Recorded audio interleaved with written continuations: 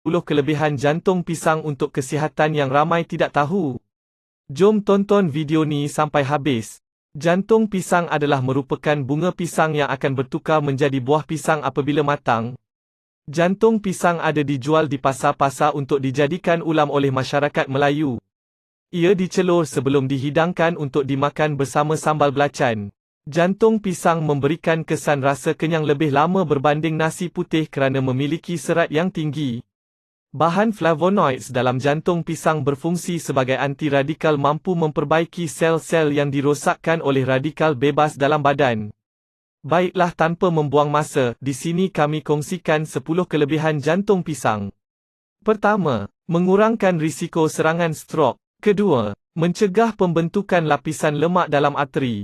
Ketiga, serat tinggi meningkatkan pencernaan makanan dalam perut. Jantung pisang mengandungi bahan karbohidrat, protein, mineral maupun vitamin seperti beta-karotin, vitamin B1 dan magnesium. Keempat, menurun kadar gula dalam darah membantu menstabilkan diabetes. Kelima, baik untuk mengawal obesiti. Keenam, mengurangkan risiko mendapat kanser kerana jantung pisang memiliki methanol yang bersifat antioksidan baik untuk mencegah radikal bebas dalam badan. Ketujuh, anti penuaan yang baik. Kelapan, meningkatkan penghasilan sel darah merah. Kesembilan, baik untuk menstabilkan peredaran haid wanita.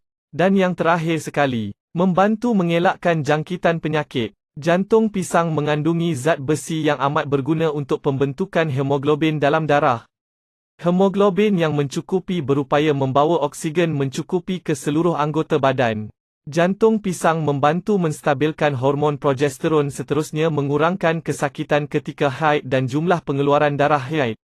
Jantung pisang mengandungi sejenis kompaun yang memiliki ciri anti-mikrob serta kaya dengan vitamin E. Okey, itulah tadi kelebihan jantung pisang. Diharap memberi sedikit info dan manfaat kepada penonton semua. Sila like, share dan komen. Kepada yang belum subscribe channel kami, silalah tekan tombol subscribe. Terima kasih.